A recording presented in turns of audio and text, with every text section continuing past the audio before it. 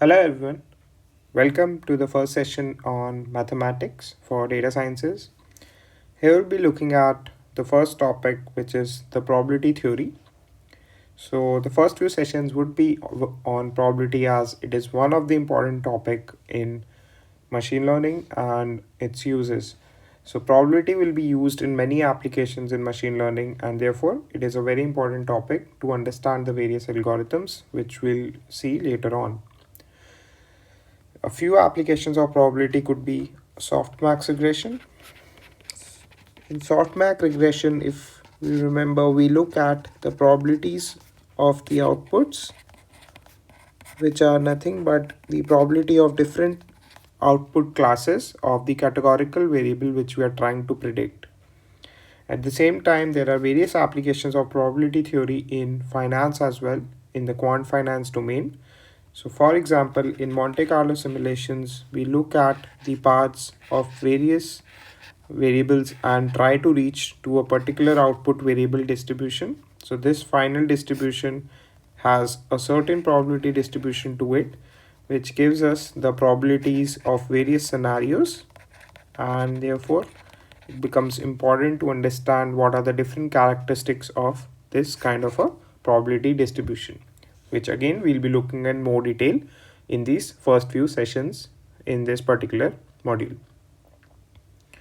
Now, a probability is nothing but it is defined as the likeliness or a likelihood of a particular event to occur. So we can write it as a likelihood of an event to occur, and it ranges in the value of 0 to 1, where 0 means that there is no likeliness of that event to occur. So there is no likelihood, and therefore this particular event with probability of 0 will never occur.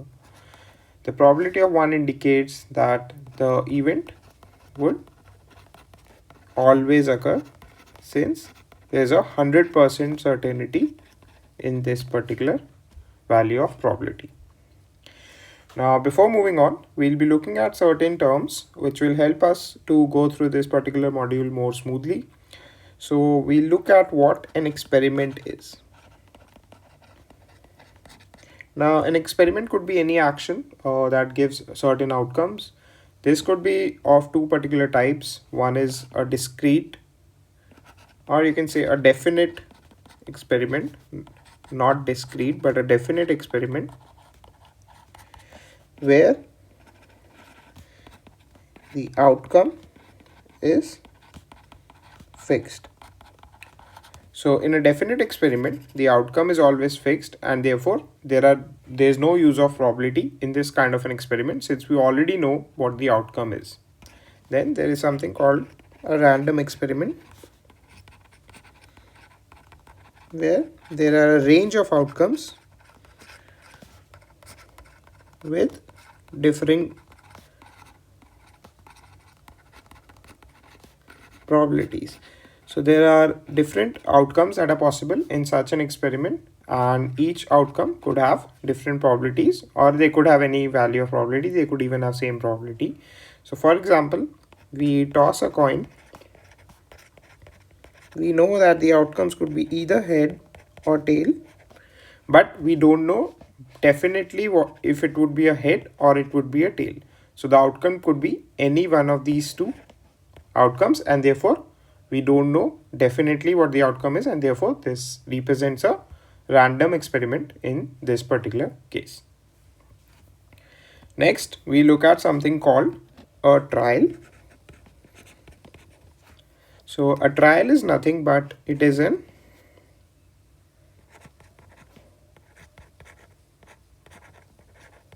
experiment outcome. So when you toss a particular coin and we get a certain outcome, that is a single trial. So a single occurrence of a random experiment. So we can call this a single occurrence of the random experiment. Next, we look at what is an event.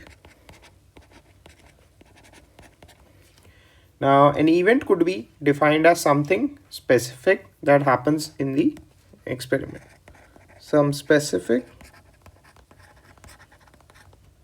outcome for the experiment. Let us say we have a fair dice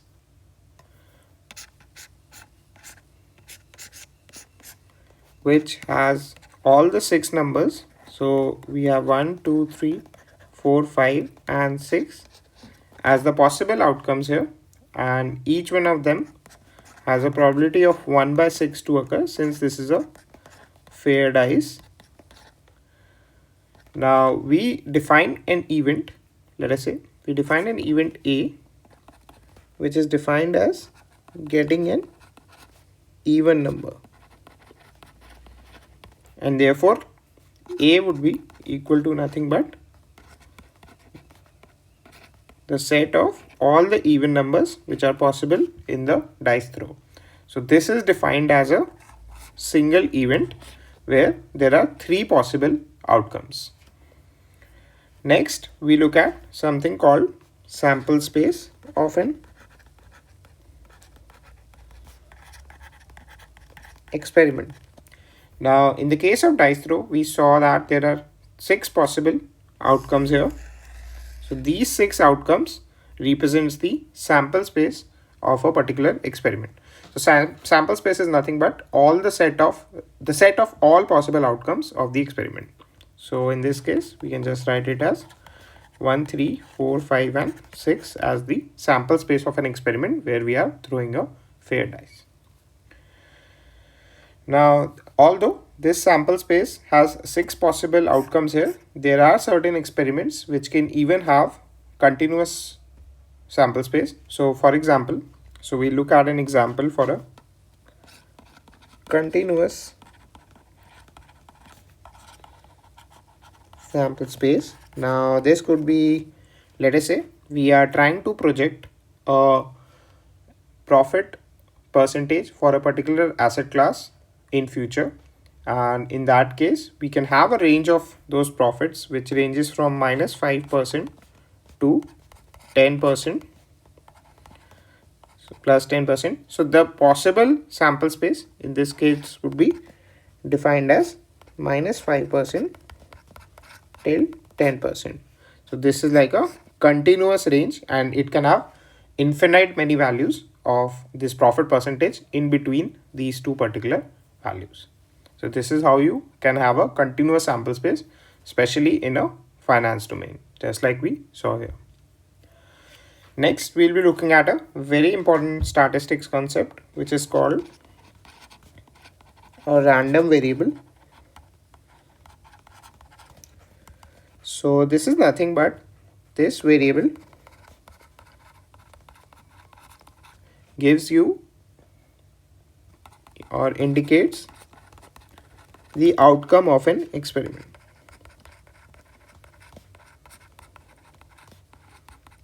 Now, since this is a random experiment, there are a lot of outcomes which are possible and each has a certain probability associated to it.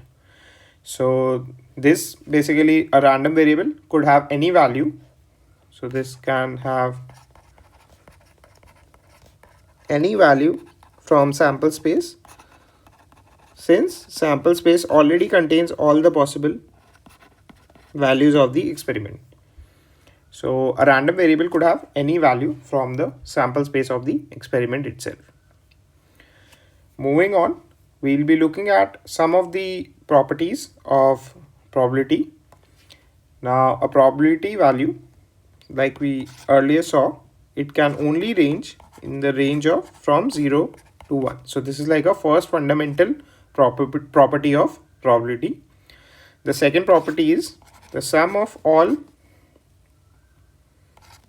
outcomes, where the outcomes are defined as all the outcomes in the sample space is always equal to 1. So if we add up all the probabilities of all the outcomes in the sample space, we'll always have the total probability as 1. So these are the two major properties of probability that one should be aware of. Next, we'll be looking at complement of an event. Now, if you remember, let us say we have a coin toss. The sample space here would be either head or tail, and let's say this is a fair coin, so the probability of head here is 0.5.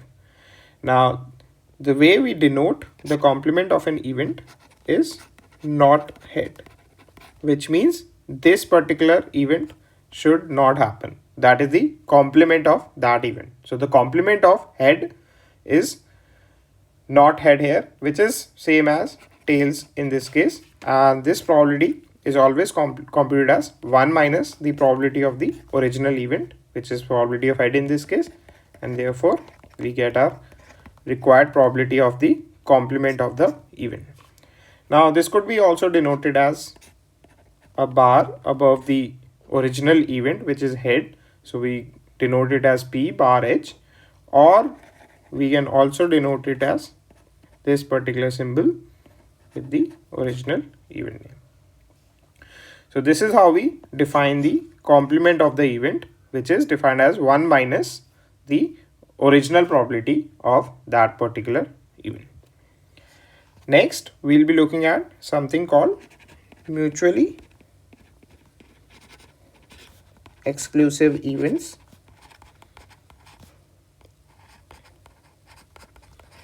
Now let us say we have two possible events from a particular random experiment A and B. These are mutually exclusive if we know that the probability of A and B is 0, which means these events cannot happen together. In probability terms, this could also be denoted as PA intersection B equal to 0. So the intersection is nothing but the AND operator, which means the probability of both A and B events to occur.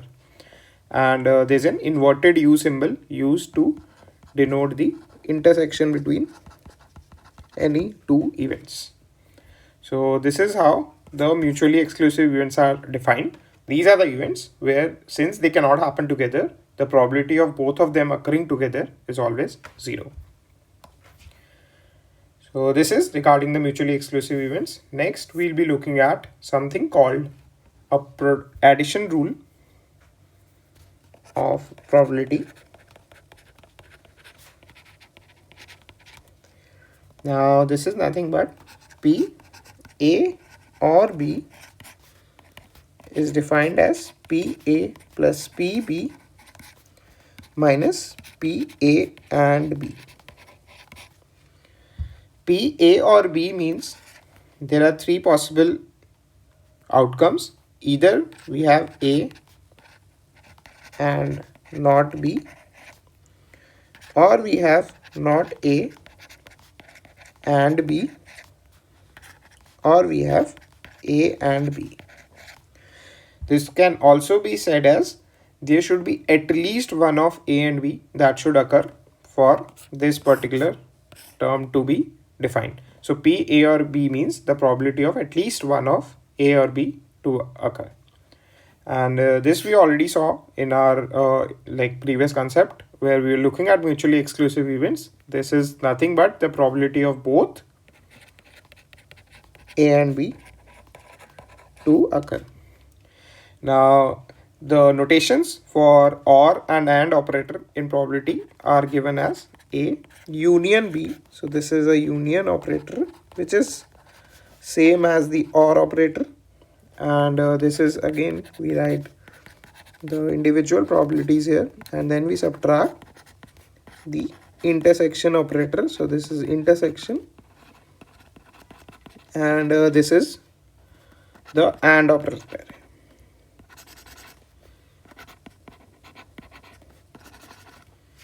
So this is how we define the intersection operator, and this is how we define the OR operator in this particular case.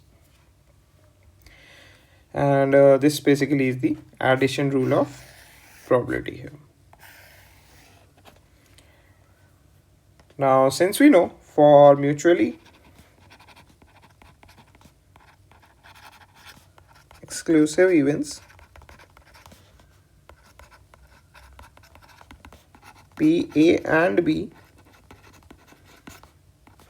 is 0, therefore P, A intersection B is 0, and therefore P, A union B, which is nothing but OR, would be equal to P, A plus P, B. Which means the union of these two events, if A and B are mutually exclusive events, then the union of A and B is nothing but the sum of individual probabilities. So we can look at it with the help of an example. Now once again, let us say we are looking at a dice throw where we have the possible outcomes 1, 2, 3, 4, 5 and 6. This is the sample space. And let us say we define an event A. So this is an event A, which is defined as 1 and 2. And then we have an event B, which is defined as 3 or 4. Now, since there are 2 outcomes out of the 6 outcomes in event A, the probability of A would be 2 by 6, which is 1 by 3. And similarly, the probability of B would be 2 by 6 as well, since there are 2 outcomes here as well, which is same as 1 by 3. And looking at the intersection of the two, it would be 0 because there are no common outcomes in the two events here. So we cannot ever have both the events A and B to occur in the same trial of an experiment. We cannot get a 1 or 2 and a 3 or 4. So either we can have A, or we can have B, or we can have neither of them if we get a 5 or a 6. So that is why the intersection in this case is 0. And if we define now, so using addition rule, we define P, A or B as P, A plus P, B minus P, A intersection B. This is 0. Therefore, we are left with 1 by 3 plus 1 by 3, which is 2 by 3 in this particular case. Now, let us say instead of calculating the value of probability of A or B using the addition rule, let us say we use the set rule here using the set theory. So A or B means we can either get 1, 2, 3 or 4. So A or B in the event form would be defined as one of these 4 outcomes here. And therefore, the probability of this would be computed as 4 by 6, since there are 4 outcomes in A or B, which is same as 2 by 3. And this verifies our addition rule answer, where also we had obtained the probability of 2 by 3 for the event of A or B. So this is how we define the addition rule of probability, and this is how we can use it for mutually exclusive events. For mutually exclusive events, the intersection is always 0 between the two events, and therefore we can simply add up the individual probabilities to get the probability of union of the two events, which means at least one of the two events should occur based on this expression. So this was regarding the addition rule of probability. Next, we will be looking at something called independent events. Now we know that for mutually exclusive events, the probability of both of them occurring is always 0. But for independent events, how these are defined is the probability of occurrence of one event has no effect on the probability of occurrence of the other.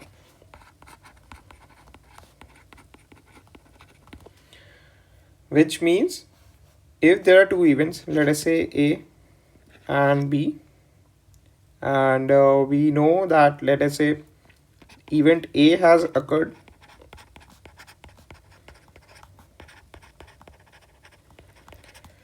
now the probability of B to occur given that A has occurred, so we use a vertical line for a condition here. The condition here is that A has already occurred, so the probability of B given that A has occurred would be equal to the probability of B which was calculated initially. This is valid only for independent events. This is because, as we can see from the definition here, the probability of occurrence of one event has no effect on the probability of occurrence on the other. So therefore, the probability of B happening given that A has already happened is equal to the probability of B happening, which is anyways calculated initially, and therefore the probability of B does not change. It does not depend on whether A has happened or not. So this is how we define independent events. For independent events, so next we'll be looking at product rule for independent events.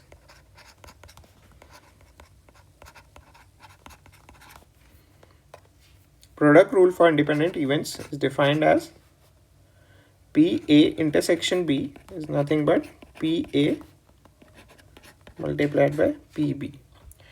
So this is only defined for independent events that the intersection between A and B is same as the product of the individual probabilities.